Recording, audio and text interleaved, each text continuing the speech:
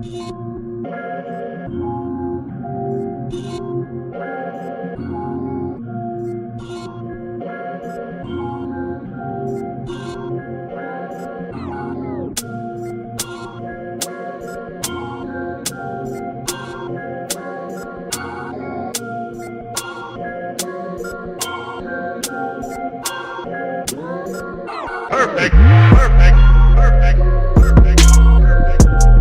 What is going on, folks? It's CJ and Tsu here, and we're here to press some buttons. How's it going, sir?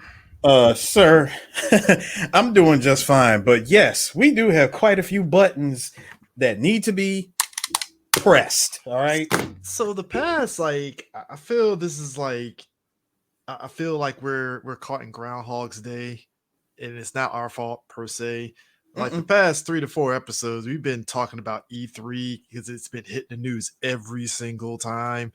And last we talked, the big three were leaving E3, but we were kind of saying, well, they're still going with it. So I guess it's going to be other people there that's going to show their stuff. Well, as of today, E3 is canceled. Not just canceled, but canceled indefinitely. This is on a level after they just made the announcement of, oh yeah, E3, we're back. It took just one publisher to say, yeah, we ain't coming. And that shut the whole thing down. That just shows you the level of strength that the legs E3 had to stand on. Look, if it took Ubisoft, of all people, Ubisoft. Look, Repop can sit there and say we're going to continue to work together with the ESA for future E3 events, but that's just dead. I'm sorry. We said multiple times, like the writing was on the wall as the years progressed and the internet got better in terms of receiving news really quick. Because it went from people don't remember E3 used to be just exclusive to just developers and press, and that was it. No. See, not only that, people also don't seem to understand the original essence of what E3 was supposed to be. Like E3 way back in the day was a trade show. It was more, it was more of a trade show. C2E2 in a way. Either C2E2 or no, better yet, CES. Yeah, CES. I don't know why I said C2E2, CES, basically. It's like E3 was what CES is today. It's a showcase of what's to come. And it's exclusive.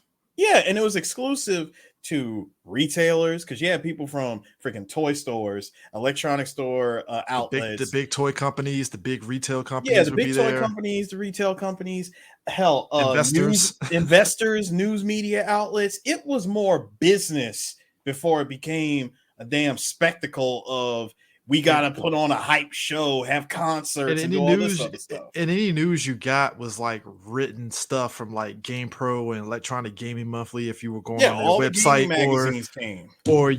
if you read up on the following month of Electronic Gaming Monthly or Tips and Tricks, they'll report what happened at E3 in like a thicker version of the monthly retail stuff. Then over time, like you said, it went from this trade show to this big spectacle to where like G4 was there and they were reporting it live there. And that was kind of like the big thing that made people tune into G4, because here you have this only news organization that gives a shit about gaming, to actually reporting what happened. Sometimes they would actually show the presentations. Other times you would just shit out of luck and they just report what they said, and you have to go to IGN or other sites. Yeah. Then you had the websites like GameStop was doing like live coverage as well. Yeah. And then it switched over to, they opened it up to the general public, because at some point E3 was like, yeah, we have all these people here, and the general public has been saying for years they wish that they can come. And then all of a sudden the floodgates open and it turned into like a Comic-Con, so to speak. You get tickets for E3 and you go there, and I don't like invoking this guy, but I remember when Dark Side Phil went to E3, and I have via Machinima. Via Machinima, but I have to echo something that he said, and I agree with him. It's just, you go there, it's just a congested mess. Now, me and Sue have gone to Comic-Con. We go as press. Now, it's a congested mess, but we get a lot of our stuff done on preview night. We get, I would say about a good 60% of the stuff that we get done is through preview night. Otherwise, we have like the entire weekend schedule is stacked. Like from Yeah, Thursday, damn near all day interviews. Friday, all day interviews. Saturday, we might get half, half morning, half evening, or half afternoon scheduled yeah. interviews, or just stuff Sunday that is it's dead. Sunday. Sunday is usually the chill day, Get your or shopping done. we get our shopping done. We go straight to that. Who's that company? Who was it? Is that was that Comic-Con internal that does Yeah, the whole shipping? Instead of like trying to stuff off. instead of trying to cram stuff on the plane in your suitcase and get it all messed up, we're like, nope, send it off to you guys. You ship it off, ship it off Mhm. to our house. Keep it pushing. And But yeah, like, but I have but to agree that's with them. It's a mess at E3 from it's what I've it's seen. definitely it's definitely a mess if you're not an industry person, like if you're not somebody on the inside, if you're not media, press, influencer, if you're not any of those type of people, and you're going there as just a regular ordinary person. Line con is what you might as well call it, because you go through lines, you have to sit and wait through a lot of stuff. Mhm. It's just not fun as a regular person. It's not. I mean, you're going there to preview games and stuff, so it's you and like 100 plus other people standing in line try to demo the stuff on a kiosk. And I mean, hell, when we're in San Diego and Street Fighter 6 was there, it was a line for people just to play Street Fighter 6. Now, like I said, again, thankfully, preview night we were able to jump in the front and play a little bit of Street Fighter Yep. 6. This is before they put out the beta for everybody if you were lucky to get in, but still, No, like, I was able to play it twice. I played it preview night and Sunday, early Sunday before they opened the doors officially. yeah. And the thing of it is, like, you take and that's just at Comic Con. Now take what's at Comic Con and you amp it up times like 1,000 at a fucking trade show like E3. It's a mess. Mm-hmm. And unless you got friends, you're not gonna have necessarily the best experience there. Yes, you're in LA. You're gonna probably be more so like, you know what? I mean, E3 is cool, but I think I'm gonna travel around LA and visit some stuff. Fuck this. This is insane, right? Yeah. So over time, as the internet got better and as more people were able to report on E3, Nintendo, as we said before, came in and was like, hey, we're doing our own thing. And it just opened up Pandora's box of like, well, Yeah. E3 is no longer special anymore because Nintendo can go onto YouTube and do their Remember remember Nintendo the Direct. remember the Treehouse, the Nintendo Treehouse Direct. Mhm. Nintendo pretty much looked at E3 and said, "Hey yo, E3, it's been real. Peace in a bottle of hair grease. We out. We Yeah. doing our own thing," because they can do as many directs as they want. They don't So have to wait 1 year. They don't have to wait and just come out to one show a year. Hell, pay this company a buttload of money just to do their announcements. And let's be real, to do their announcements in a in a timed setting, yep. because even though they have the space to do it, I know they're only allotted like a certain amount of time to do whatever presentation that they need to do. Mhm. And I mean now, and then Sony follows suit, and they were doing their presentation, which just like Nintendo, they're able to just pop in, do what they gotta do. Hey, we're showing new Final Fantasy 16, boom, instead of waiting to E3 or Yep. Tokyo Game Show, and then show it. State You of can show it play. anytime on a weekday afternoon between 5 to 5:30. I mean, hell, you saw us do a live reaction to Sony's And it thing was where quick. it was like a smooth 40 minutes, and that was it. Done and and not, done. That's it. and not You even know, Sony. I mean, hell, like all the other companies, a lot of other companies are doing it.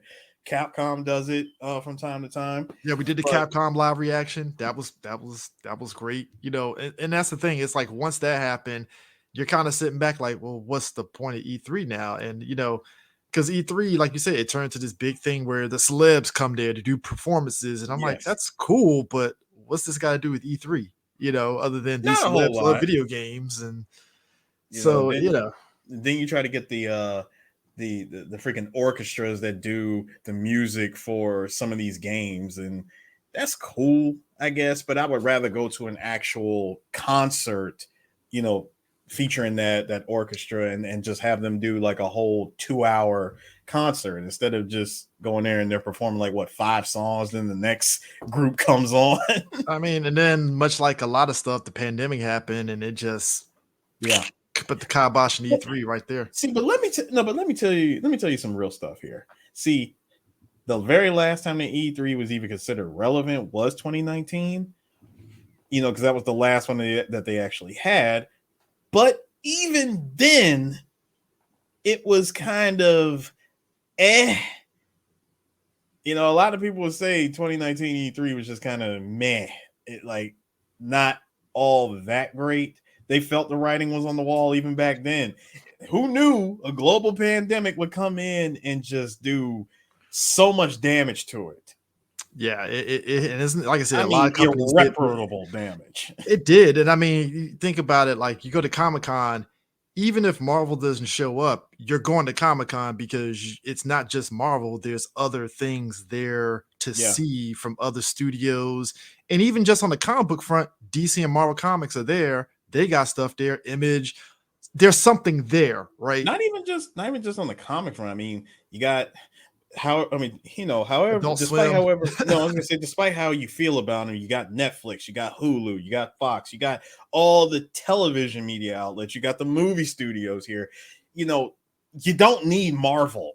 Yeah, and I mean, even the 1 year that Marvel Studios wasn't there, you had DC there for what they showed. I mean, we were there when we saw them show. Warner Brothers showed. It was the greatest Godzilla. layup ever. but even then, though, even if, let's say, if WB and Marvel Studios didn't show up, you have other stuff there at Comic-Con. You have other there's stuff there, and with E3, it's like, well, why am I going there? Other than, oh, I'm in LA, I'm hanging out, but I can just watch this shit from my hotel room. Like, why am I going down there in that crowd of people dealing with that bullshit? Oh yeah, I get to demo these games. Cool, I guess. And we're all reporting the same shit.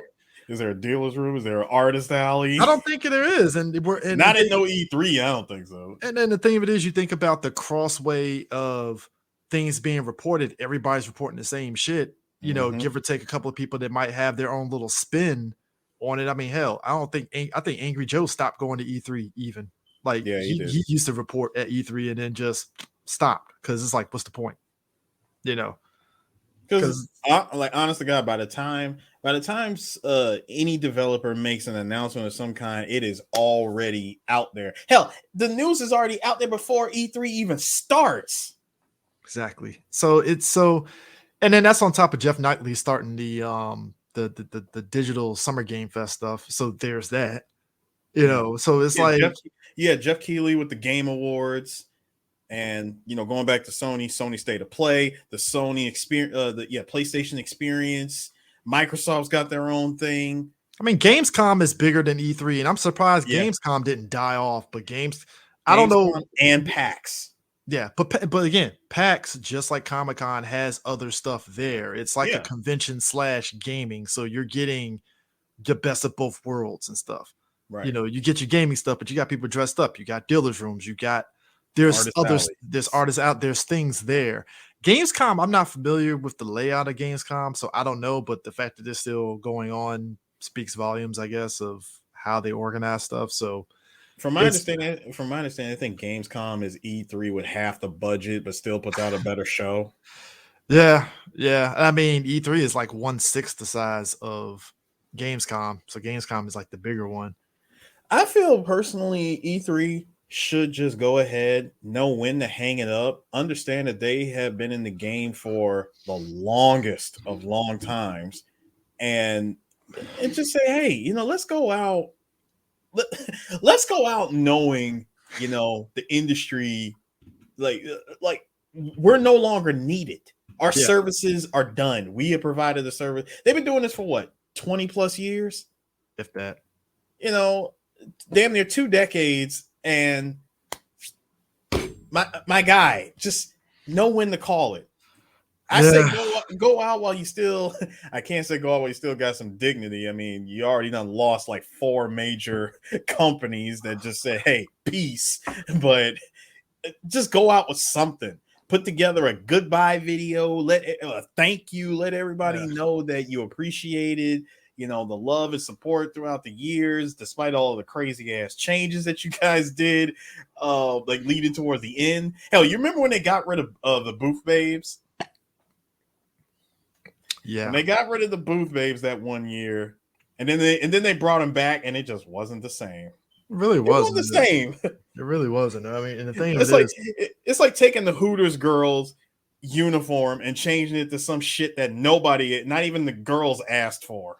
yeah, and I mean, yeah, like I said, I just think because I mean, there was a time where I was like, yo, I want to go to E3 one time, and again, that was way back when DSP had went for Mhm. Machinima. That's when I wanted to go. But like I said, after he was just like, yo, it's just so exhausting. Yes, it's E3. Yes, it's great, but it's just exhausting to somebody. It's like, you know what? I understand, and yeah, You know, I was this close to going to E3, and guess what year it would have been? 2017. 2020. Uh, I mm. was, I knew it. Like I Could know be a me, guy. dog. No. See, here's the thing. I know a guy who was gonna hook me up. He said, because he goes to E3 for free, he could have got me in as a guest. Like I had a guest pass ready and everything, and I was ready to go. But then when everything officially shut down and E3, of course, was canceled way early, I was like, well, hopefully E3 will still be good and I can go check it out. But when I started seeing all the chips falling down, I didn't even care about going to E3 after that. Yeah, I mean yeah. It's insane. Yeah, And like I so said, it was before the pandemic even became a thing.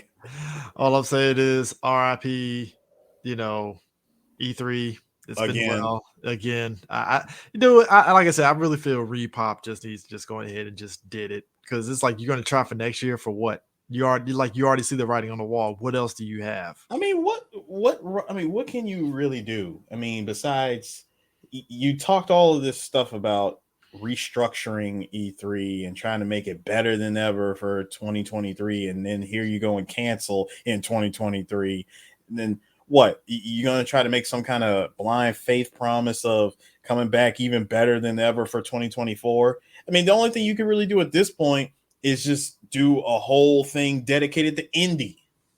Yeah. That's about Uh really all you can do. yeah, and those people can What just I mean, those what companies are left? but those people with the indies, they got Nintendo and Sony there to showcase their shit any fucking way. Yes, they So do. what's the point now? It's a bigger reach, especially like we said, Nintendo and Sony do directs. I don't think Microsoft has done directs yet. But like, Microsoft did something. They got their okay, own thing. okay. But yeah, it's yeah.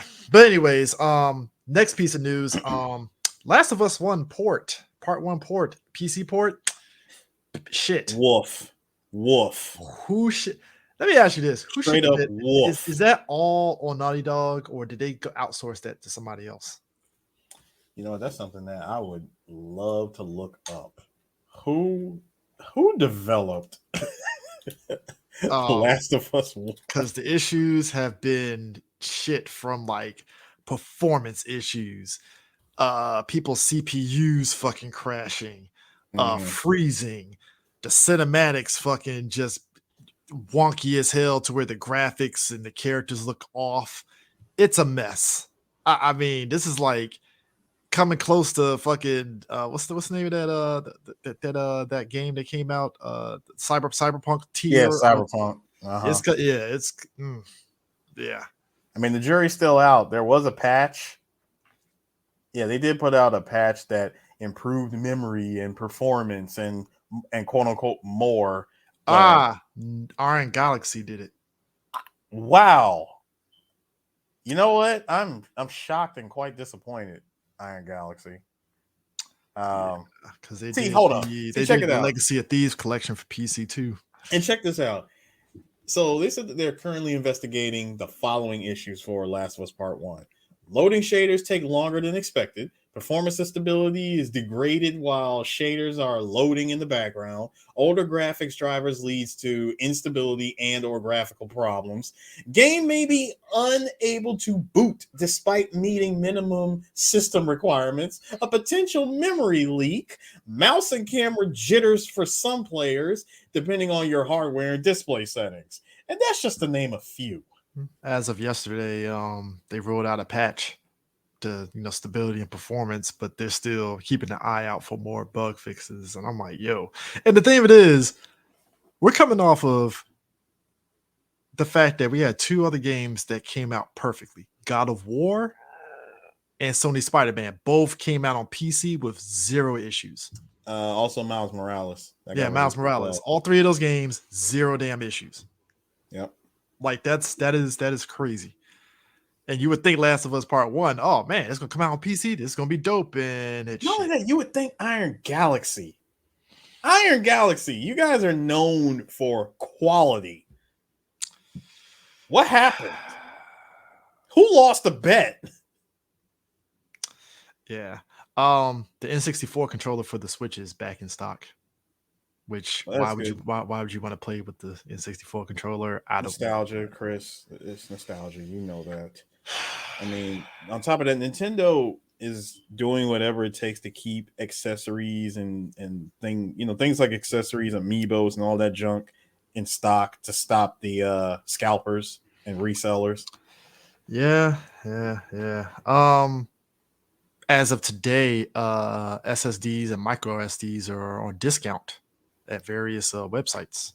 They've been on discount for like the longest time. Oh, I know. But today apparently there was news of like SSDs fucking going on sale. I was like, the fuck? I mean, was there one in particular that caught your eye? There was a SanDisk micro SD, 400 gigabytes, only $29. That's not bad. I saw a 2 terabyte NVMe SSD for like $80. It's not bad. Yeah, not bad at all. I mean, and of course they market it as, "Hey, don't lose data on your PS5. Don't save your PS5 from games crashing or random deletes or whatever." I mean, the way that they marketed their advertisement for it, I thought was interesting. Yeah. It's one of those things that I'm kind of debating on which to get for the PC that I'm almost done building finally. So yeah, I might jump on that and get one of those micro SSDs just to keep Yeah, going. if your motherboard's got the slot for it, then just get one. Yeah. Tekken 8.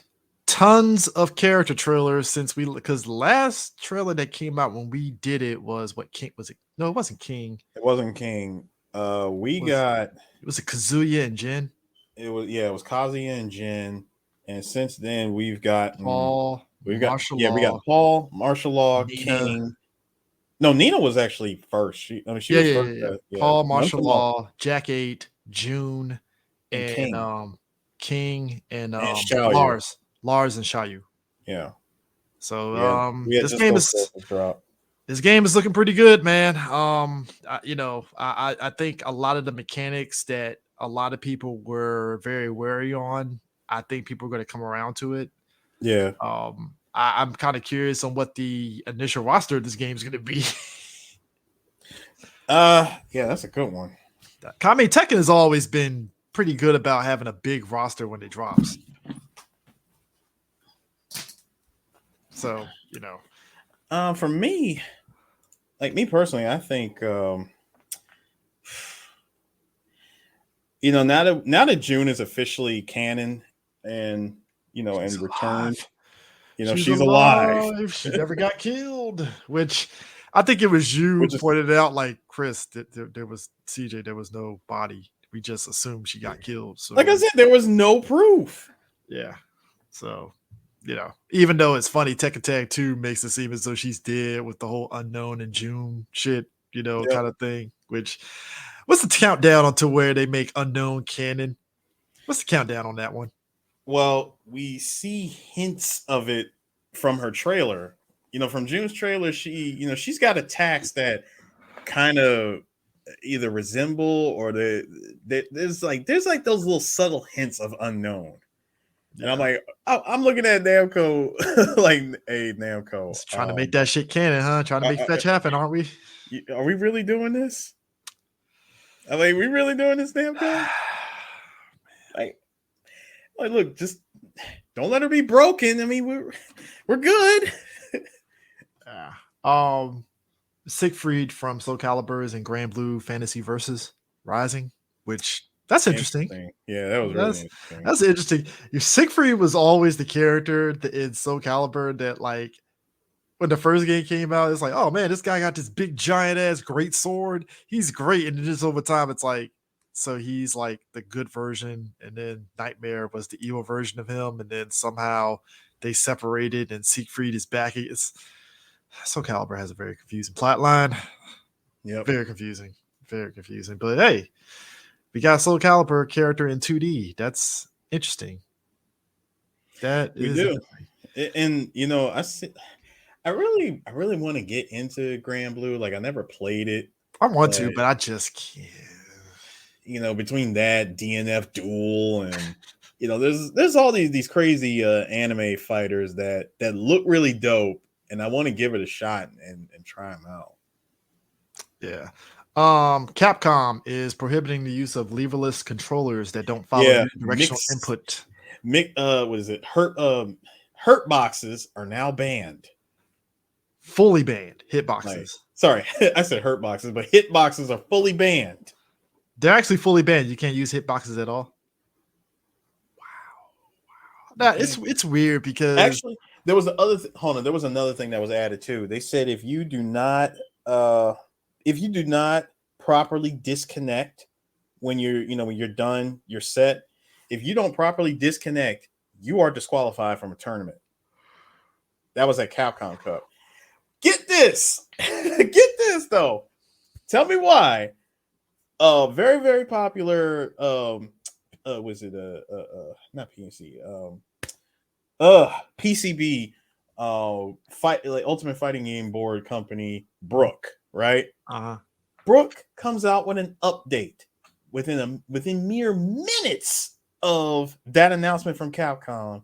They come out with an update that automatically desyncs from it automatically disconnects from the console that you're playing on the moment you disconnect it. Like as soon as you unplug it, you don't even have to do none of the crazy, hold down the power button and do all that shit on the controller. It automatically does that now. yeah, I mean, Everybody's looking at Brook like, yo, big ups, Brook. I mean, but like the thing about hitboxes that was always interesting to me was like, I wasn't one of those people that automatically say, "Oh, it's cheating." I do feel hitboxes do give a bit of an advantage because, like, you can do things that you can't do with a regular stick. Yeah. Like different inputs you can do on a hitbox, you cannot do on a controller or arcade stick. You can't. And that there is a slight advantage in that, especially for charge characters. And using hitbox, it's a fucking Mhm. wrap. Like you can do up and down at the same time. It's so much stuff you can do with a hitbox. And I've used look, me and you technically we OG hitbox back in the day with the keyboards, Yes. the keyboard and stuff in high school. But like the idea of hitbox, I get it, but at the same time, it's like I understand because there is a little bit of a slight edge with that. And I think Capcom is like, hey, we want to make sure that there's no controversy. Everybody's using either a controller or arcade stick, and that's it. Yeah, No, they just didn't want like any signs of people, cheating there's using. $2 million up for fucking grabs. They're trying to make sure there ain't no fucking dumb controversy of, oh, he used a hitbox and he got it. I know, but I'm talking about from Capcom's perspective. They just don't want to see people using buttons, buttons as a replacement for a stick.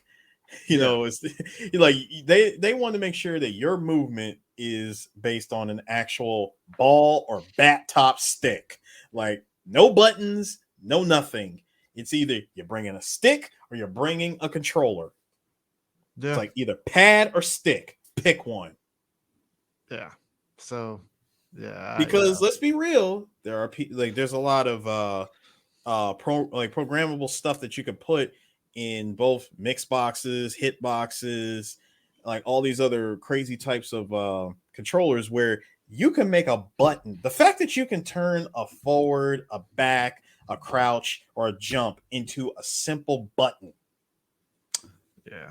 Who's to stop you from setting up programmable combos by just throwing in 1, 2, 3, 4, and all of a sudden your character is pulling off like a 20 hit combo without even trying. It's the AI debacle all over again. That artists, and apparently in the music business is happening right now where AIs make it easy for you to voice certain rappers. So I can sit there and talk with the AI with whatever lyrics I write and have it voice as Drake, which that's dangerous in and of itself because now you'll have Drake rapping lyrics to something that he's never rapped on before and everybody thinks it's Drake on it and it's not.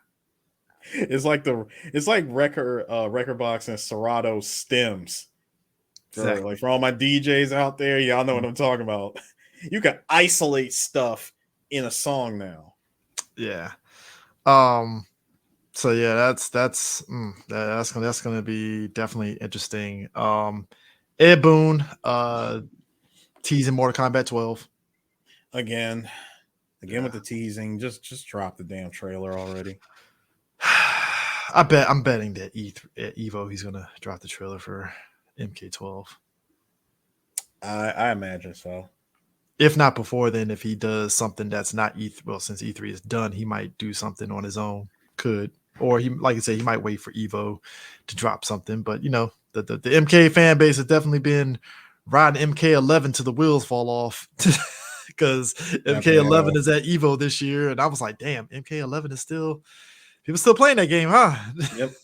Just like how this is what Evo Japan right now is the last Evo for Street Fighter V. Yeah, Evo Japan's happening right now, which I'm not switching my sleep schedule for that shit. So best of luck, guys. Like, sorry. I will see you at grand finals, and I'll follow. To all my FGC folks out there that I follow on Twitter, whatever Instagram stories you throwing up, I'll look at it.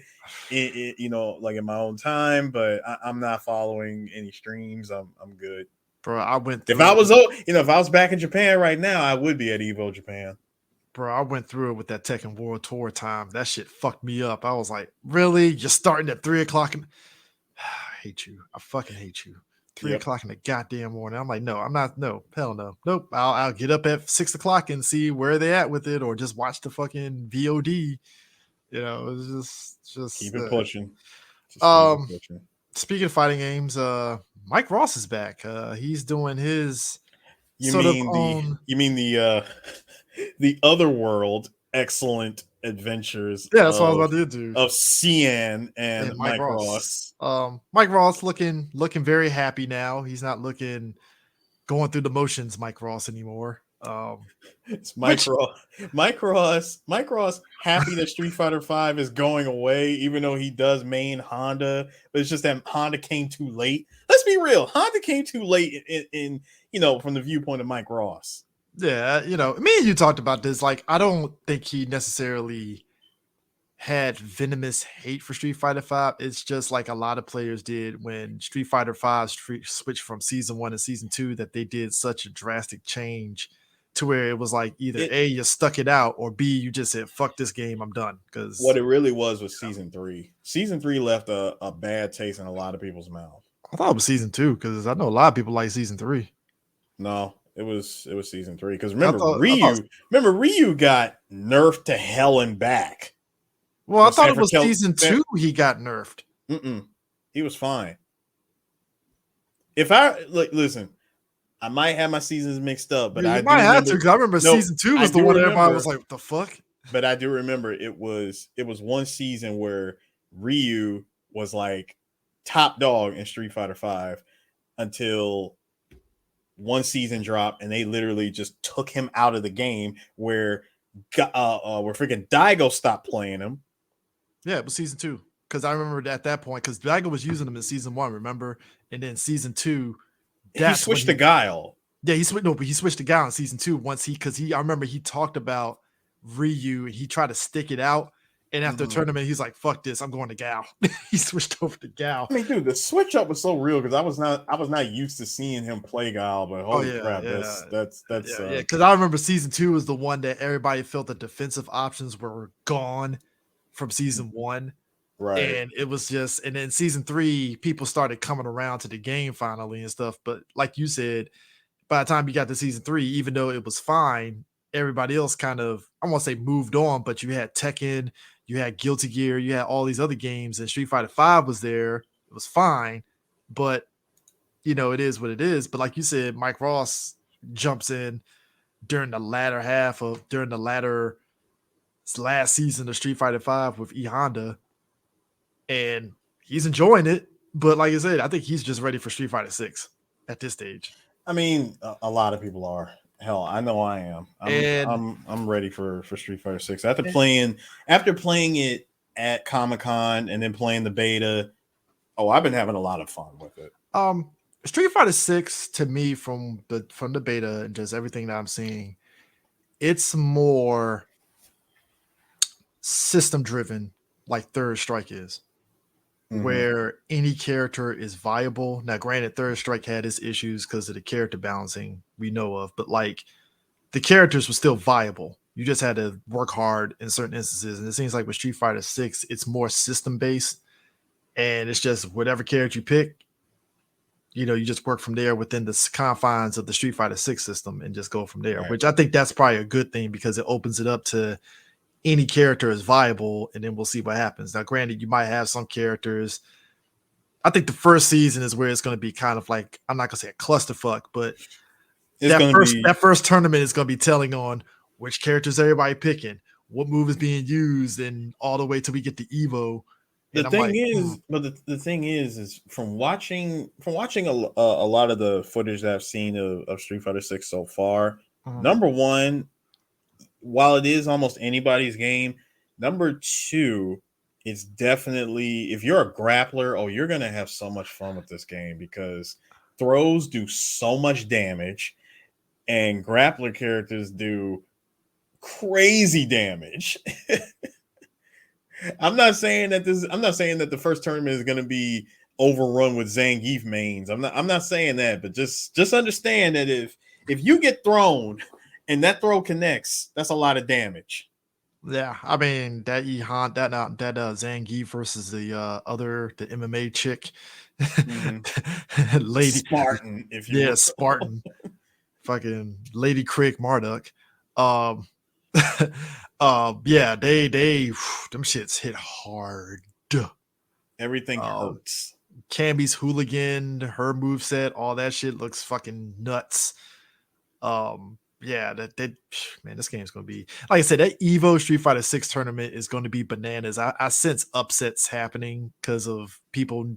Because I mean, the game comes out literally a month before Evo, and they're gonna really, 2 months before Evo, and it's gonna feel like it's gonna be a free for all of, well, it's anybody's game because everybody got Street Fighter 6 at the same time. So it's gonna be anybody's guess. Because I think even with everybody playing the open beta, we already know betas and the main game always changes up. Yeah, everything will be switched up. Because like imagine everybody right now who is going through means, if you will, to keep playing the beta despite it being over, and the people who are playing the open demo at Japan, was it Evo Japan? Right no, not Evo Japan. They were actually able to play it at a department store.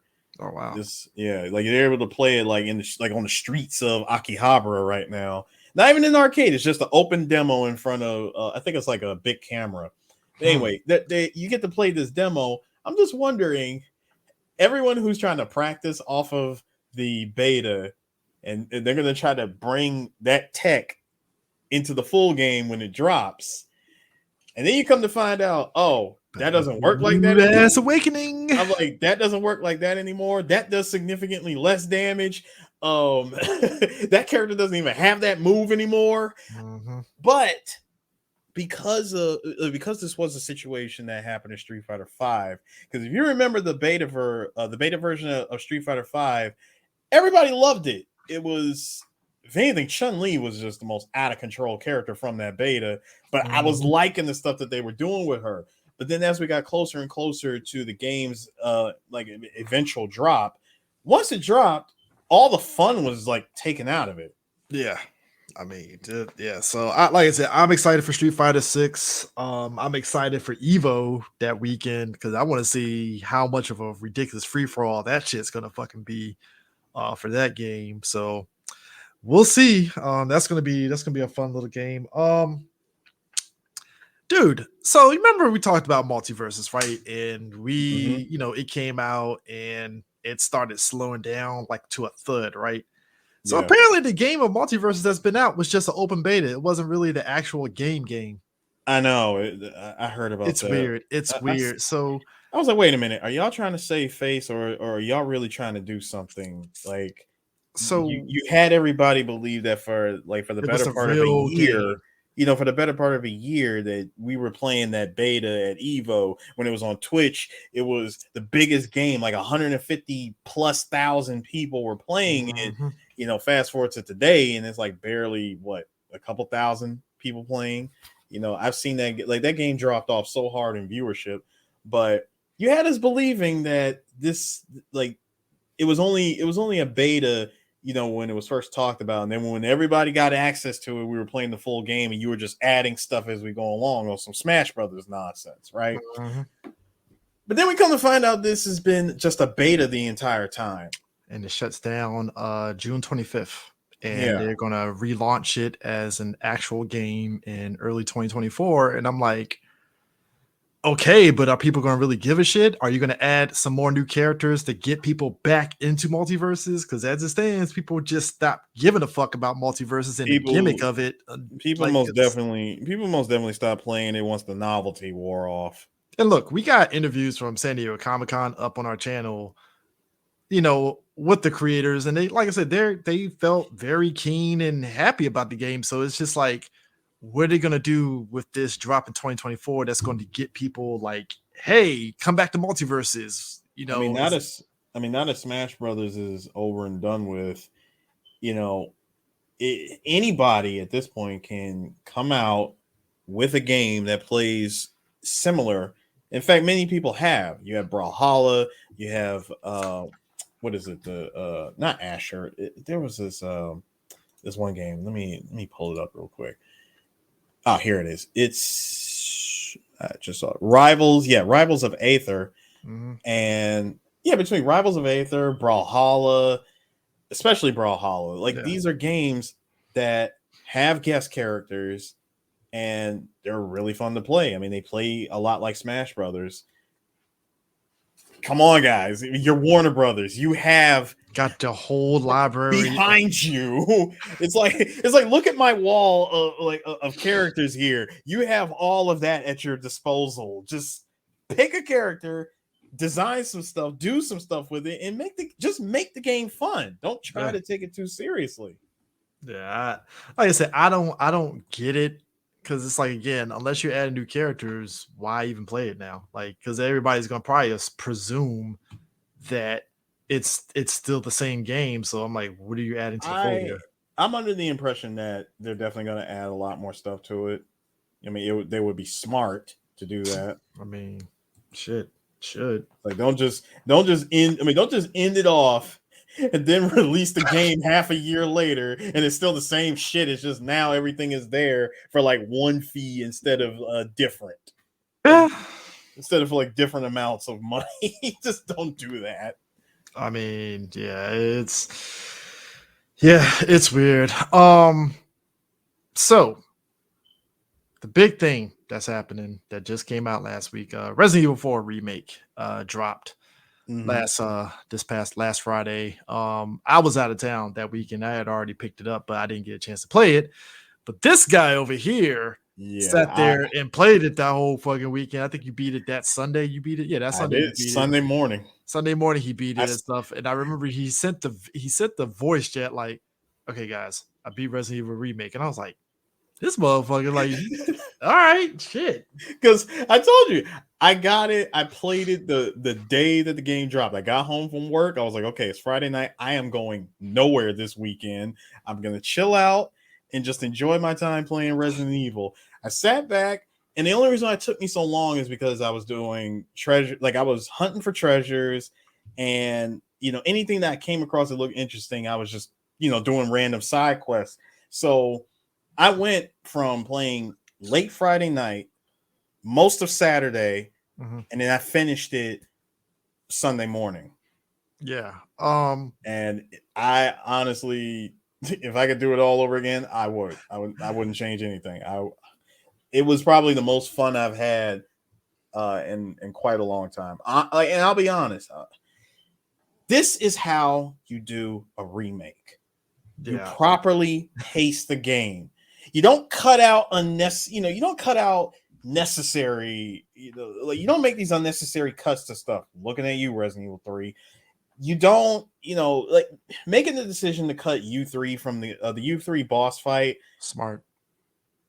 It's smart because I said this to you, Chris, because I know you mentioned it before. Like, man, I can't believe they cut the U3 fight, and I had to remind you. I was like, dude, go back. I wasn't sad about it. It was just no. I didn't say that. I was just saying you mentioned that, and I said, well, Chris, go back and do the U3 boss fight in OG4 because that fight alone is more of a puzzle.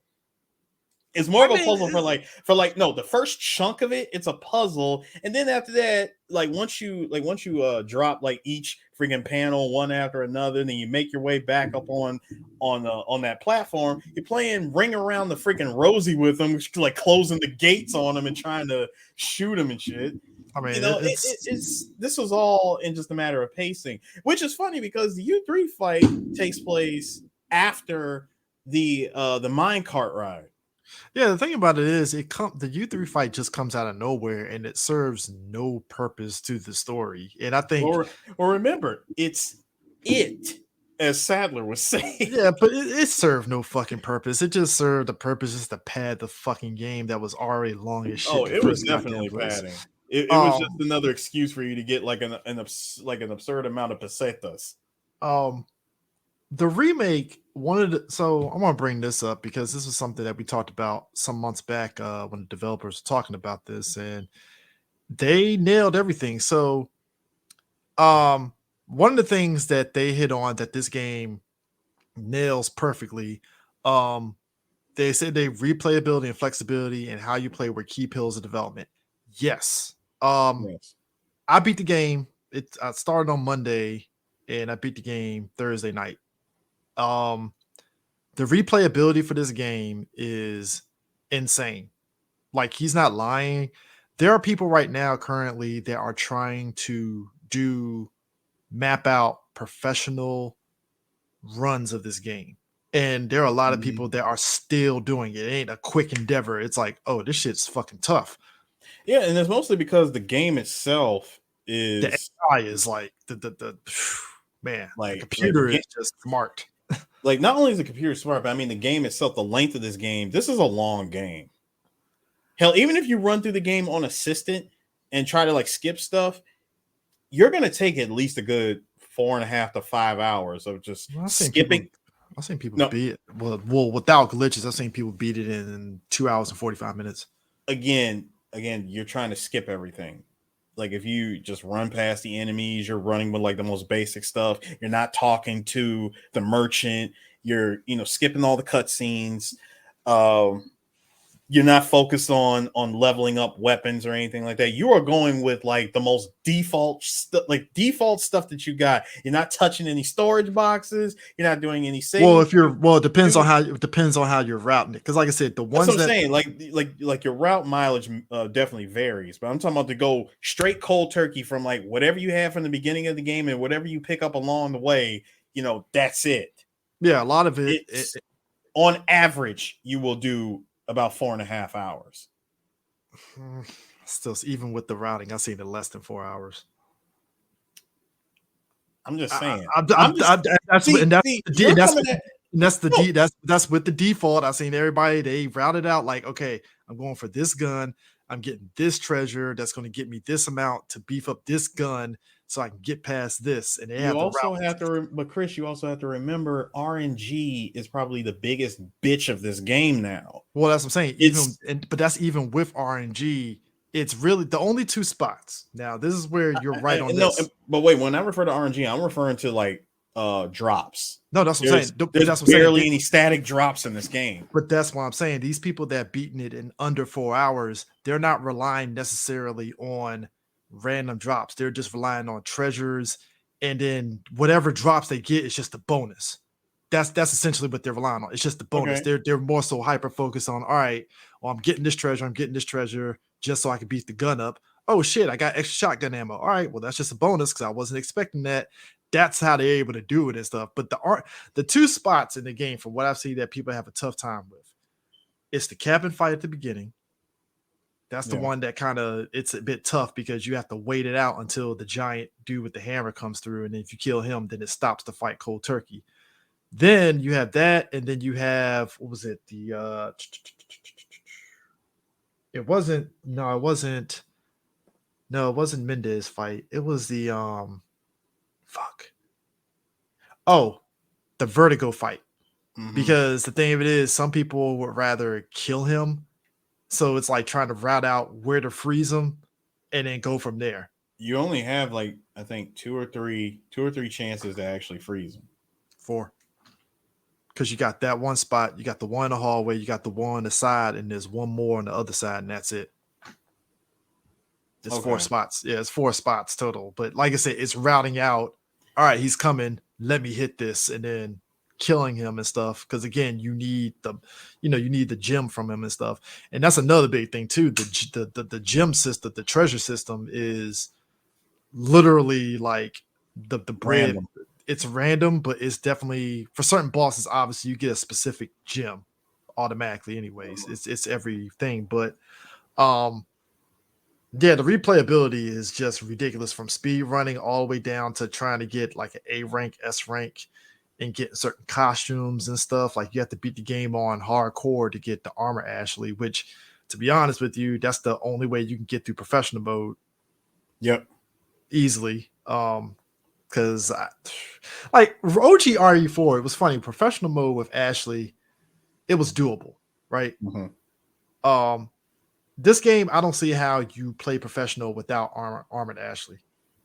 Like I feel you need armored Ashley to get through that game. You need it because, again, this is a hard, like, I don't care what anyone says. Like, I've watched a number of people, show off how they've done it, from Carsey to Waifu Hunter to like a couple of other guys. Like, I've watched the way that they play it and their own reviews of running through this game on professional, or just trying to run through the game without talking to the merchant. And this game is hard.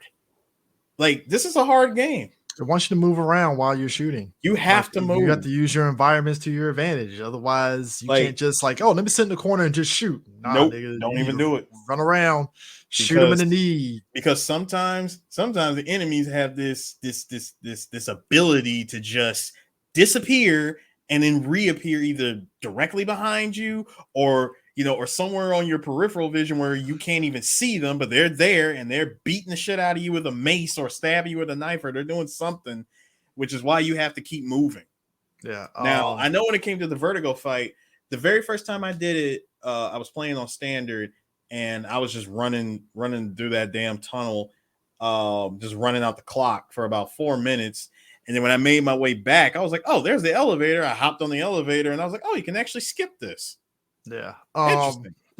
Biggest thing too, if you go through the second playthrough and you have the sniper rifle, you can shoot the bell. You can shoot the bell. It stops it automatically, which is good for speedrunners. Because they're like, oh shit, ding, oh, it stops. All right, bet. Let me go to the next. It's like, what? But that's why I said that on an average at this time. Let me rephrase that. At this time, on average people that want to try to run through the game, just skipping everything, cutscenes, yada yada yada, you're gonna clock in at least 4 hours. Yeah, like at the very least 4 hours. Yes, it's possible. It's definitely possible to do it in under 4 hours, especially if you know where to go. Like if you got everything mapped out, you got all the puzzles mapped out. Like if you know how to do everything like to a T, then yeah, like you can fly through this game. Certain parts of the game from the original one in this game is definitely a little bit harder. The infamous water, what was it? I keep messing up. The Lago. No. The place in the castle. Oh, the water room. The water room is, I would say this one is a bit more tougher compared to OG. I think the OG, it was just, they just threw bodies at you. This one is like, they're throwing bodies at you, but it stops until you go. Oh, go but ahead. it was also what was it? That was with the difficulty scaling, because if you made your way to that room and you didn't hit, start, like go to load, retry or Checkpoint. whatever. Yeah, if you go to like reload checkpoint and it puts you right there at the start, instead of them throwing like a bunch of enemies at you, when like but doing the checkpoint reload, there's less enemies because Yeah. it resets the difficulty scaling. Yeah. This one, you can go back into the other room, but they will follow your ass back in the other room, and well, that just adds in extra problems. But yeah, that room is still, the water room is still tense as hell. They changed up the whole tower situation. Now you have El Gigante that actually throws rocks at your ass. That one was fun. That was Not, tense. it was tense, but it was fun. It was on some Gears of War kind of stuff if you think about it. They still kept the maze from the original game. That's a bitch and a half because those fucking dogs are more crazy looking. Hyper aggressive. Yeah. But they still go down with that shotgun. So there's Oh, they that. do. The red 9 doesn't have the red dot sight. No, it And doesn't. you might want to use the actual holder for it in order to actually zoom in. Yeah, get the stock. The Get stock, yeah, because in the original game I never used the stock. I just had the red 9, red laser sight. That's it. The biggest one, Luis, actually plays a bigger role, and it makes way more sense than the original game where he's just there. Yeah, well, he's just there, and then of course when Sadler kills him, in OG, It comes out of fucking nowhere. I'm sorry. To really this did. day, that It, just ran. it was Leon. I got it. How the hell did you not see a giant? Like, wait, come on. wait, hold on. And then you get hit with, "Don't talk. I'm a researcher." I'm like, now you want to give me your backstory, dude? You're bleeding out right now. It's like we didn't know this. We didn't know this before. Like, that part always bugged me. It really did, really bugged me. But I'm glad they gave him a bigger role in the game. I will say this. I said this to you, and I said this to you and D. Ada's voice is god awful. It's terrible. I'm not a fan of it. Just not a fan. It was really bad. yeah. Krauser, Like, go ahead. Like how can you do that? What? This has only been a few years. Why couldn't you gotten like the woman who played her in RE2 remake? How where's the difficulty, Capcom? The 2-for-1 deal for Welcome to Raccoon City, another movie that was really bad. You really went with that? Part of me feels, and like I said, I until I lose some backstory on that, like I don't. Here's the thing: I don't hate the chick that voiced her. It's just Ada was already a blank slate. We didn't really know, other than her flirting with Leon. We didn't really know much backstory. RE6 tried to play that whole thing where Simmons had a fucking incel crush on her ass and cloned her, which was weird in and of itself.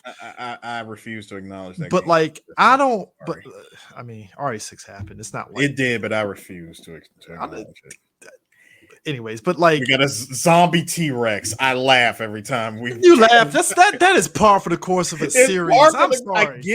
I get it. I still laugh at it. It doesn't make it any less funny. Like, come on, like me and you tag team and it's freaking Chris and Piers. Yeah, but go ahead. But nah, like, I didn't mind Ada the game, but it's definitely one of those situations where the voice actress is like a 180 from what we got of Ada, and I don't know whether that's because of whoever gave her directions on how to play how to voice Ada in the game.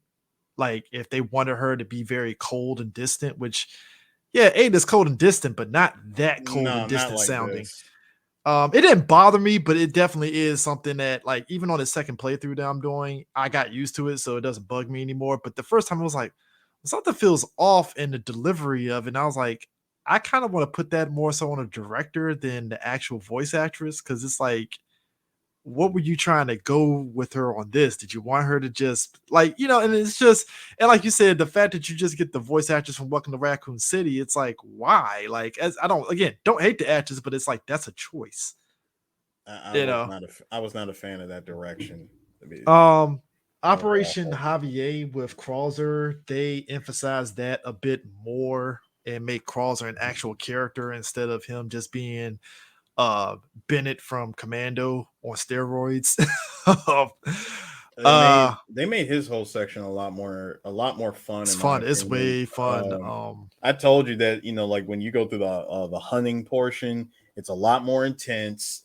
Um, like him shooting at you from a distance with his freaking bow and arrow was dope.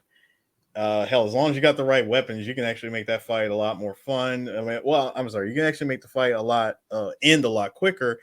But if you want to go toe to toe with Krauser, going like knife fight, the knife fight is Perry. so just parry, knife away. It's so much fun. Yeah.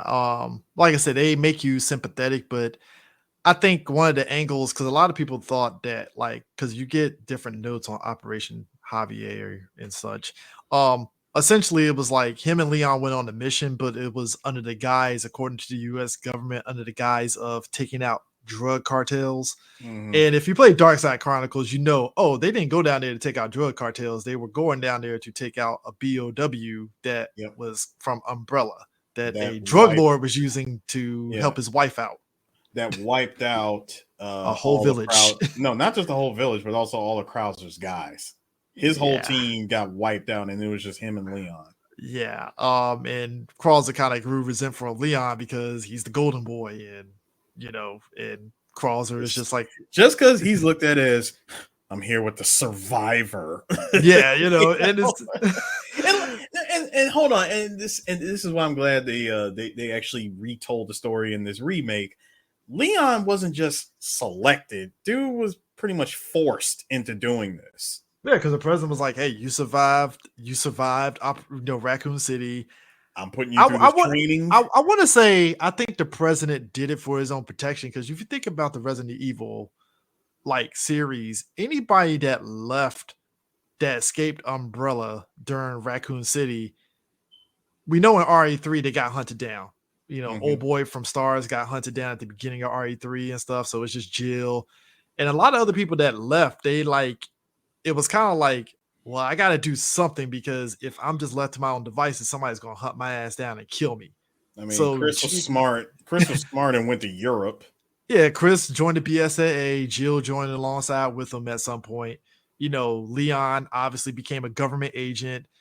Claire's the only one that was kind of freelancing because she went from she's like a reporter, but she's still out here, still. That's mostly because Claire doesn't have like a direct connection to Umbrella the same way Stars and anyone who And pretty much Leon. pretty much anyone who's Oh, associated with Stars. and what's her face from Alpha Squad? That was in Oh RE0. yeah, Rebecca. Yeah, Rebecca. She's another one where it's like Rebecca's with BSA now because like what else is she going to do? Yep. And it's like it feels like if you were a part of that, you pretty much were back in service. And Claire, like you said, she's so far removed from it. It's like, okay, so what do I do now? I mean, fuck, even Sherry ends up working for the government because it's like, hey, you're technically government property in a way. I mean, you actually got injected with the virus. So You're cured, but apparently, what was it in RE6? Like, didn't she have like some kind of a lingering? her and Jake can pretty much instant heal essentially because they were both got the virus in them in a way. Because remember they fell off the helicopter and Jake pulled that fucking slab of the helicopter out of her and she just healed up and it's like, Yeah, that's what it was. Even though she was cured because because the virus T virus was still kind of in her. G virus. G virus. She got the G virus from Birkin, and because Birkin was her father, and he injected her. He infected her with the virus, and because they're both related, even though she was cured, she still had like some kind of, I guess, it's in the bloodstream. Yeah, it's still in her bloodstream. It's part of her. It's actually part of her DNA now. Yeah.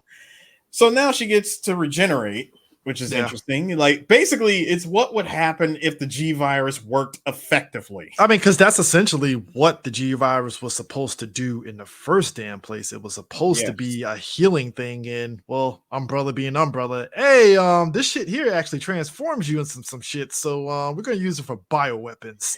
It transforms you when you don't get the right mixing together. Because why is it that anyone who's been exposed to that virus, been injected with that virus, whether directly or indirectly, they all come out as a freaking monster? Like, I never quite got that. Well, except for the rats. The rats. The rats were the carriers of that virus. The rats drink the water and boom, hits Raccoon City, and it's a wrap. Yeah. Which I thought that was interesting, because hold on. In RE2 remake, did they ever establish that that's what caused it? What caused the virus to break out in RE2 remake? Did they ever establish that it was the rats? It was in the notes instead of okay. Yeah, it was in the notes, and I think 3 kind of expounded on it a little more of how it spread so quickly and shit and stuff, which is why they nuked the whole damn city, because it's like, oh no, nuke this shit. Yeah, get it out of here. It's gone. It's a wrap. Cancel the year. Never mind Christmas. Cancel everything. It's like shit's done. So you have that. Like I said, we said the gameplay, it functions in moving around a lot, using the environment to your advantage, because there are points in the village where you can get the chainsaw guy to hit one of the bear traps, and you can kick them, shoot them, which helps greatly. Yeah, there's a lot of forward thinking stuff that you can do. Like, for example, there was in the castle, when you're dealing with Los Illuminados, when one of them will go to a section that you can't necessarily reach it yet, but they'll go for that lever to lower the bridge in order for you to get the goat statue head. When I thought to myself, I know this triggers it. Let me take a couple steps back. Let me take out the bolt thrower. Let me add the mine attachment. Let me just shoot it. Let's see what happens. It shoots, like, it gets stuck on the wall. So I know that one of those guys is going to come by and try to pull the lever. The cutscene happens. He walks over, gets blown up, and I'm able to run across the bridge. There you go. I mean, it works. There are parts of this game where you can take advantage of not triggering anything, because the part of the game from chapter 5 where you got Mike in the helicopter attacking, he is way more helpful than he was in the OG big time. Like, he shoots everything back.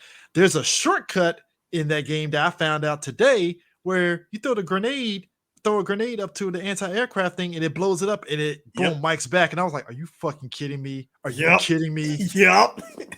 I literally ran all the way around, got the fucking damn Gatling gun, and shot it down. I could have just did that. Just a quick eat, and you blow it up. Now, my thing is this. When he blows up that door after you take down that anti-aircraft gun, apparently you can hang back and actually snipe all those guys off the turrets and make it easy for yourself to do that. I was like, I couldn't do that in the original game. Yep. God damn, this is what makes replay. This right here is what makes replay value. Yeah, knowing that you can go in and do this, I'm like, oh, really? I can do that? Did you get this? Tell me. Please tell me you were able to get it. I didn't know about it until I was already out of the castle, and I was back using Leon, and it was already too late. And I'm kind of mad because I'm actually this one weapon away from getting the trophy. Did you find the M4? The M4, it's basically a machine gun that shoots sniper rifles. I think I did. It's in it. No, see, you would know if you got it. See, when you control Ashley and you run through that library and you end up in that other room, there's a treasure chest that she has to unlock. Only she can unlock it with the keys that she has. Oh, yeah, I did get it. Yeah, I did get it. Okay, there you go. I did get it. Yeah, because I think I was just walking around. And I was like, there. Her scenes now, and this speaks to the game itself. The game is definitely, despite the action, it being a bit on the action, it's still a lot of horror and scary elements. The Oh yeah. Novistadors, they are scary in the sense of they camouflage themselves way better than the original one, where it's like, oh, I see green eyes. Yeah. I mean, You know the other thing I did? I just yeeted flashbangs and that popped them out of the water. well, see that one, I just kind of slowly walked until I saw the eyes and I shot them. But I'm talking like when they're camouflaged on the wall, or they're like Mhm. camouflaged as rocks, and I'm like, is that a? Well, let me shoot this rock. Some Bam. one other thing, there's something else too.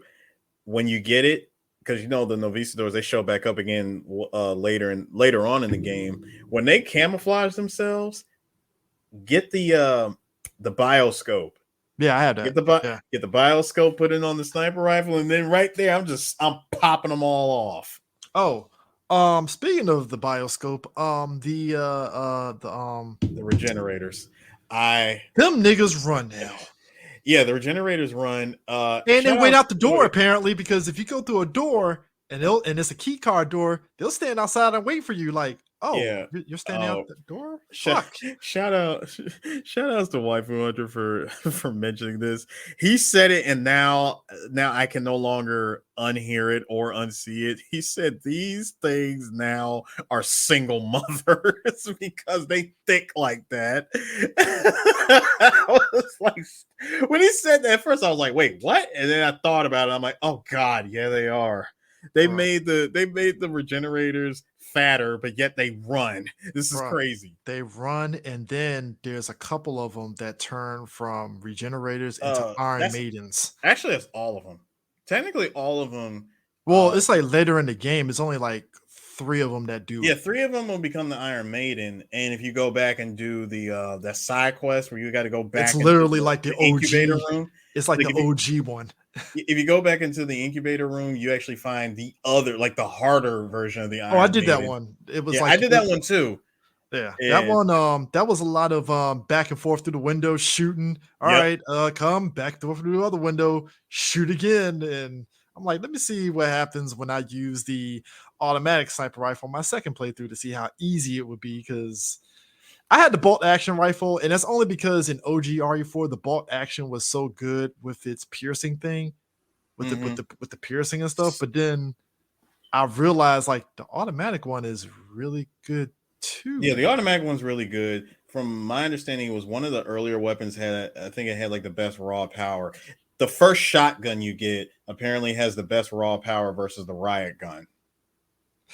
Yeah, but the striker is like better though.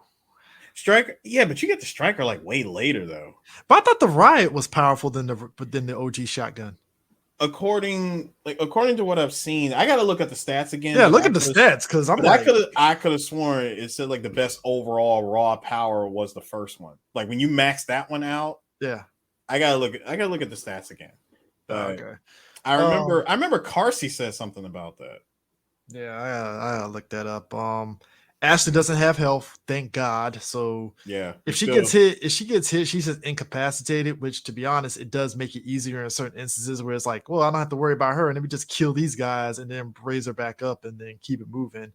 The only time that kind of went against me is when Mendez is chasing after you and I oh yeah, you accidentally can. Mm-mm. she got hit by an axe, and I was like, how the fuck did Mendez? And then like the Nope. third time I walked back, I was like, oh, she got hit by the axe. Fuck. So yeah, that was a trial and error. The Mendez fight definitely the lead up to it is definitely different than OG, but it still stays the same, except he throws shit at you now, and I'm like, fuck. Yeah, he throws like flaming broken pieces of wood, and because video game, he picks up 2 big ass like gas cans that you can easily shoot at. Like, Um why would you pick that up? Ramon Salazar fight is way different now. Now he's Yeah, like all over the fucking place. instead of him being like fixed to the wall, he's now a flying boss. Which, take that however you want. You can either like it or not. I'm okay. I I thought it grenade was his ass different. to death the first time around. I was like, fuck this. Just kept chucking grenades. And then when he spits out the acid, just go under the stairs, wait for that shit to go away, and then come back up. Well, I got like a trophy that apparently, like, I threw the grenade when he opened his mouth. Apparently, it's a trophy that if you throw the grenade when he opens it up, he'll close it and it kills him. And I'm like, that was a trophy? I didn't know. That's what reminded me. I got to do that now. Yes. Did you? There's did you, there's no incendiary grenades. They're called heavy yeah. grenades now. Yeah, you got regular grenades, hand grenade, and heavy grenade. Did you do this though? Did you ever hold on to an egg, find a picture of Salazar, and throw the egg at the picture?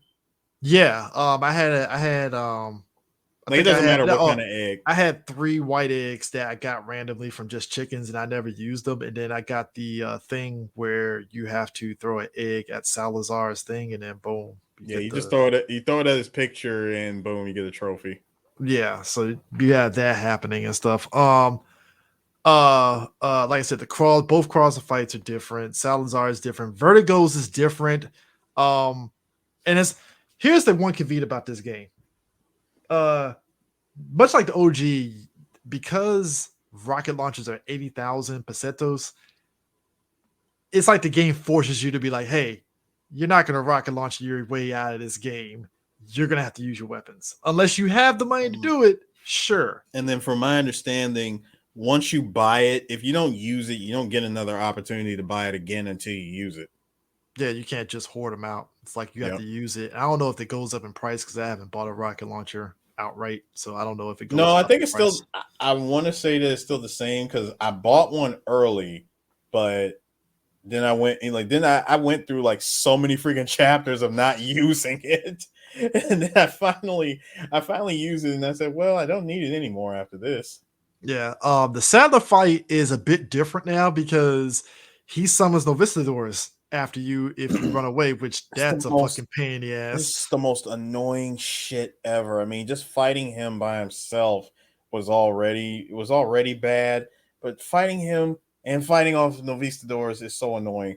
Personally, just have a whole lot of flashbangs. If you got a lot of flash grenades, chuck them shits when it starts getting a little overwhelming because you can get away from them a lot easier. Or do like me. I have 2 completed game saves. One of the saves, Same here. I said fuck it, paid 80,000 for the rocket launcher and was like, fuck this shit, bitch.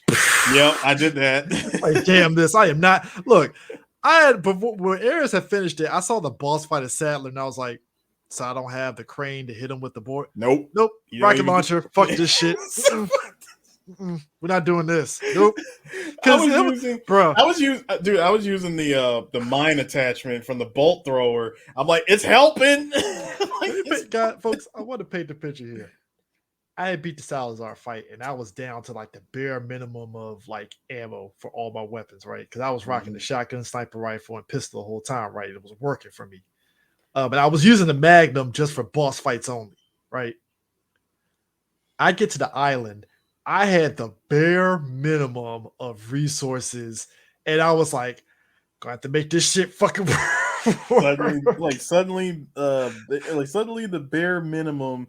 Oh my god, the struggle is real at that point. It got me resources. Because resources suddenly just took a dump and just stopped showing up. Oh, I got through. I was resting on parries and kicking until I got to the regenerators, and I finally got ammo. I was like, got some more ammo. And then when you get to the regenerators, you can try to avoid them, but you don't get the bioscope until like after the first 3, like which the first, is way like different. The first 2, I was gonna say after the first 2 or 3, that's when you get the bioscope. But if you try to avoid them and just think about this, you got 2 sections where you have to constantly go back and forth to turn off the power, lower the freaking fence, and resource power to the freezer room, and then you gotta run around. It's like, and then on top of that, they are on your ass. It runs until you get to the freezer room, and then it stops and then resets back to the lab. Yeah, they despawn back to where they originally were, but then that to me, I'm like, oh, I don't like that at all because and then the one in the freezer can actually leave. Yeah, the one from the freezer can leave, and then you end up running into the one that despawned. So you got 2 of them coming after you until you get to level 3 door, and then that's when it resets itself. And I'm like, But then you got 4 of them inside the incubator room, which you can shoot one at a time through the Yeah. tubes if you choose to. Which, yeah, it's fun for the extra money. Like that's where I got the scope, and I'm just sniping away. I'm like, yep, taking you out. Let me scan this. Okay, that those were all the plagas are. Boom, boom, boom. Did you get the trophy for shooting? What was it? 3. I think it was like 2 or 3 plagas with 1 bullet in a Yeah, I got regenerator. it on the Iron Maiden because the way apparently somehow I must have got the angle right and the rifle bullet went through like 2 of them, and I was like, oh, trophy, cool. Like I said, the island is definitely, they do a good job of explaining why the island is so 80s action now, because it's like, oh, Sadler hired Krauser to fortify the island around with the temple in the middle.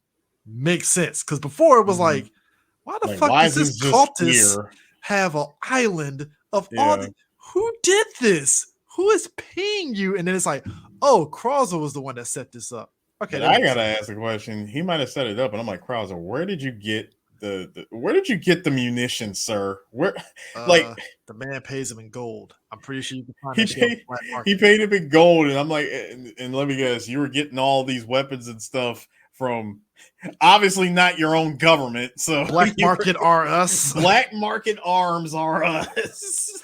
I mean, let's be real. Like, the black market is the seedy underbelly of Resident Evil, because it's like, yeah, Umbrella's gone. What happened to all those bio experiments and stuff? Oh, black market. Fuck. Everything went to the black market. Yeah, I'm like, okay, so he got all these black market weapons. He gave them to the Ganados, and hey, build some shit. like, dude, the fact that he gave these guys armor, like one actually has like a freaking like an iron mask, and the other one's got like a bulletproof vest. I'm like, wow, they Shields that you actually have to got kind of shields. parry to kick them off. Like I said, the island is more fun than the original. Um, I would say even down to the last like room where you have to fight all those folks, that's way more fun than the original one. Mm-hmm.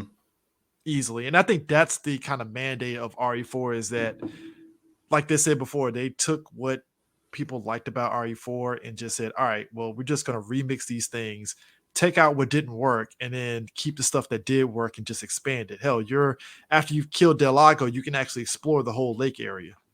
Yeah, I mean, like I said, they properly paced the game.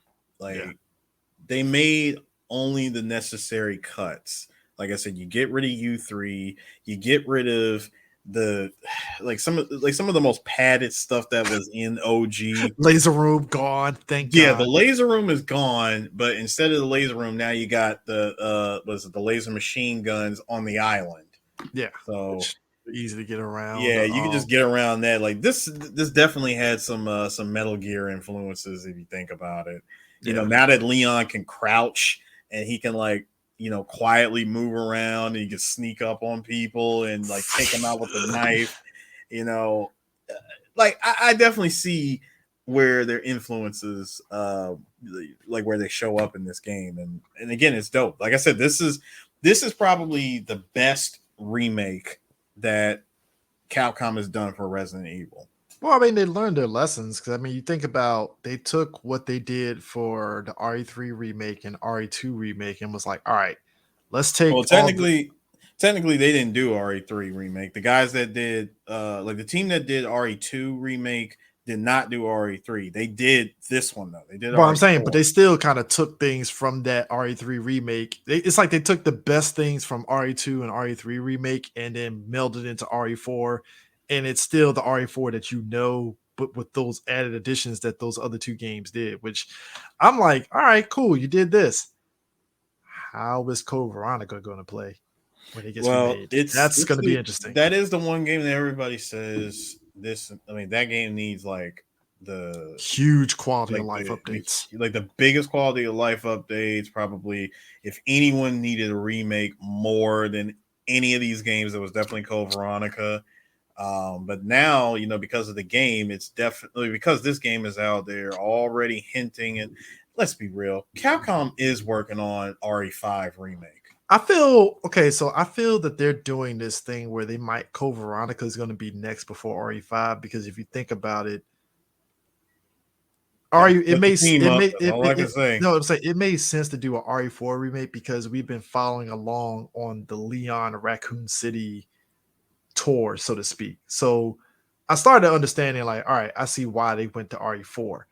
So I think it makes sense that before they do RE5, hey, let's do Code Veronica because Chris was in that, Wesker was in it, Claire was in it, and let's, you know, go with that, and then we'll do RE5 and then go from there. Because I mean, look, as action packed as RE4 was, can you imagine this same shit but in RE5? I would love to see it. I mean, And think about it, RE5 was already an action game, and think but about it. If they wholly revamp that partner system to where the AI is actually just as smart as the computer is just as smart as the enemy computers that's helping you, done. well, let's be real. Luis as your partner, he's actually helpful. Gives you ammo when you're low on pistol Yeah, ammo. gives your Like he ammo. kills. Dude, he sets up enemies for you to melee, which is dope. Now imagine that's Sheva, and she, man, look, it's, bro, you might be right because I feel with Luis, with them enhancing Luis's thing, I think that's them really testing out how they can have Sheva or Chris, whichever character you play as, and that's what your computer partner is going to be. Hell, even to a certain extent, Ashley. Yeah, she helps in certain degrees. There's only like 3 spots in this game that you can hide her, which I thought was interesting because it definitely Yeah. keeps it keeps the tension up. Again, the Metal Gear reference. You can't hide her in a dumpster, but you can hide her in a locker. Tell me why. which, by the way, don't think that that's like 100% pure safety because the Ganados they can open up that locker and take her. Oh no, they can't. But here's the thing. Um, don't do like me and in the midst of you doing your action thing, accidentally click R3 in the middle of shooting, and you're like, Ashley, how the fuck did you get? Oh, I clicked R3. Fuck. Also, be careful be careful if you tell her to hide somewhere and then you're engaged in a freaking gunfight and somehow she's like, "Don't leave me, Leon." I'm like, why are you running? Why are you coming to me? I get this much this much distance away from you, and you want to come into danger. Yeah, Why? That was definitely something I hated. just there's the Joe button. Why? Yes. That was Oh my god. the moment she says, "Don't leave me, Leon," or "Where are you going?" Why? You want to know something that like I was kind of sad that it's not in this game. Well, it's in the game, but it's not in the game. The Novistador Hive. So It's it's not partially there, but it's like you said, it's not. like it's not there to where you can shoot it down and you don't deal with them anymore. So after the cart mine ride, which is fun as hell with Luis, it's a bit tense because Yeah. there's a trophy. I didn't get the trophy, but there's a trophy attached of going through it without being damaged. It's possible, but it's a lot of practice you have to do in I, each. I I said screw it. I did it on assisted and just kept it pushing. Yeah. So there's a side quest that you can do where after the minecart ride, you and Luis are like going through this whole. It's actual is like part of the amber hive of the Novistadors, and you have to shoot 4 little slots, and it basically kills off the hive, technically. But you don't see that whole hive crashing down kind of thing, which is like, oh man, Yeah, I kind of want. I like to see it crash. I mean, it was in the OG, but then again, it's the same thing as the Salazar statue now, the freaking robotic statue no longer chases after you. It's there in the game, but I think it got swapped out for the armored El Gigante chucking rocks at you. Yeah. Mercenaries is dropping next week, which I'm happy. That's dope. Free DLC update, which I'm like, all right, bet I'm there. Because I think the nature of the game, it's right for fucking mercenaries. Probably way more than RE Villages was. Mm-hmm. Um, granted, Especially granted, especially that reverse nonsense. yeah. Which, granted, I think I did like RE Villages mercenaries just because you get to play as the villains in that one, so it did make it more interesting and fun. especially playing as Lady Dimitrescu or Heisenberg and all that stuff. So that was fun. But this one, it's like, does that mean I can play as Krauser? Like, I or think so. Louise? Yeah, I think so. Or Yeah. possibly Wesker. Or Ada. That too. I mean, that was. Listen, we know Assignment Ada and their separate ways is coming. Which, if you know, Assignment Ada was never canon in the first goddamn place. It wasn't. It was just missions that you had to do. Yeah, it was just missions and stuff, and it ends with you fighting Krauser and stuff. And Separate Ways was basically like, hey, what was Ada doing in between Chris's shit? And then, which I feel Separate Ways in this game is definitely going to be a 180 from what the original game was. So we'll see how it does, and maybe it will expand on Krauser's relationship to Wesker. Because, like I said, I still feel like when you look at Krauser's transformation in this game, I like better than the original one, just because it feels like, oh, Wesker hooked you up, because they ain't fucking Sadler that did that shit. Ain't no way. Yeah, that's Ain't no definitely way. that's definitely not the Plaga. That's for sure. Yeah.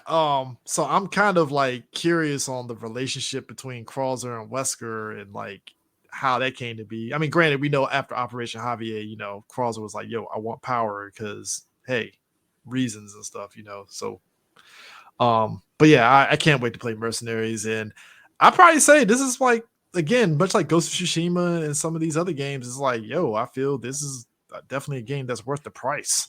Like, it's I want more. Can't wait. Even though I know we're not going to get Dino Crisis or any of those shit. Technically we are in that game. I don't count that shit. I don't count that.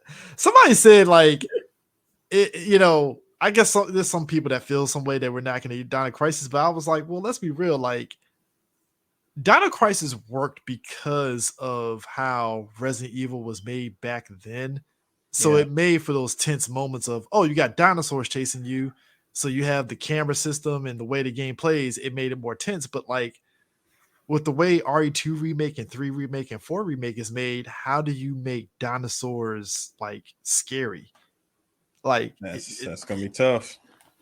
You know, maybe Dino Crisis 2 I could see in this system, because that would play a lot better as a running gun shooting and stuff. But like you said, that's why we got that new game coming out. So I guess that's technically Dino Crisis 2 spiritual successor, so to speak. But yeah, Ashley, hey, funny thing, Ashley is not annoying in this game.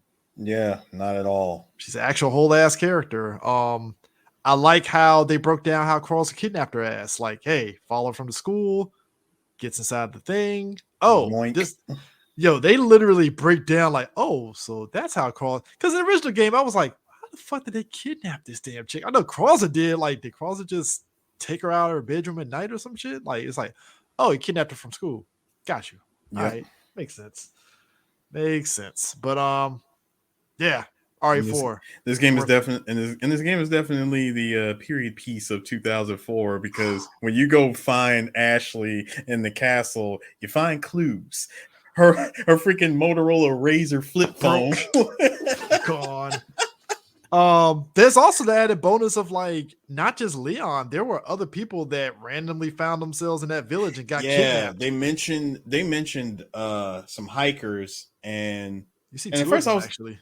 They said there was this case of like 2 missing hikers or something, and I was like, I wonder why they threw that in there. Come to find out, oh, you go through this door, you actually find the 2 hikers that were killed. Wow. One of them was on the sacrifice board, already got their head smashed in for blood, and the other one was hung up with the symbol on her face in blood. And I was like, oh shit, like goddamn, like. It's like, all right. First off, they were of the Caucasian, because first off, how do you randomly just find yourself hiking out in the middle of fucking nowhere and find yourself in an Eastern European village? I'm sorry, like especially out in that part of Spain. Like, what are you doing out there? Why are you there? I visit Spain, my ass staying in a fucking city, and that's it. Hell no. It's like, why are we doing this? I know they ain't black. Black person is not going out in the woods for a hike. The hell out of here. Not like this. Not like this. Hold on. Hey, which village would you prefer the RE8 village or this village from Resident Evil 4 remake? Oh God! First of all, RE8 Village. We have Wolves, we have wolves. We got Heisenberg with Magneto powers. We got zombie skeletons. like zombie skeletons. Freaking oh yeah, the DLC you got mannequins that whenever you turn, if you don't shine the light on them, they come after your ass. Hold up, we got what was I like to call as we refer to her as big titty vampire lady, like chasing after you that transforms into something even into a flying death machine. We have a giant fetus roaming around that damn castle underground. You know what? I'll take my chances with the Ganados. Yeah, because the worst case, you shoot them in the head, they pop out Yeah, with Las Plagas. Like no, real talk. Pop them in the knee, run. I'm just gonna shoot him in the knee, run. I mean, think about it. Like, I think it was interesting too. Like, I think the scary part of the game was the beginning because with the police officers, like the one officer that went in got his head fucking bashed in, dead. The other one got jumped, but the difference was his car didn't get blown up. They fucking dragged his ass out the fucking car and took him into the village and burned his ass alive. I'm like, God damn. Yep. That's even more scarier because I'm like, yo, like, are you serious? Like, damn. Like, just like, okay, they're not playing around. In other words, don't get caught lacking. That's simple as that. Don't get caught lacking. Shit, if I'm in that village, I will point my gun at the freaking church bell. Boom, there we go. Peace and quiet. Yeah. Or I'm just not going to Spain in the countryside. Or just don't go there. I'll take the south of France. Exactly. Can't afford it, but hey, I'm alive. But anyways, yeah, that's it for pressing buttons. Look, I had a timetable myself to beat that game, and I was like, by hook or crook, I'm beating this shit by Friday at the latest. And then like Thursday night, I was like, well, shit, I'm at the end of the game. Fuck it, let's beat this shit now. especially after I told you that I already beat the game. You were like, what? Listen, dude, I wasn't playing, I was determined. Man. I was a man on a mission. I was like, I gotta beat this game. It has to be done. So it's not every day I beat this guy to the punch and beat a game. So I can get back to Yakuza Ishin amongst other games and stuff and have fun with that game. Which, by the way, great game. That's another game that's worthy of buying, especially if you like the Yakuza series. It's a fun ass game. D, I wouldn't be shocked if D ends up beating that game before me. We'll see about that. So, but yeah, that's it for pressing buttons, man. And yeah, this is definitely fun. Yeah. So, that in mind, see you guys later. Peace. Yep. Deuces.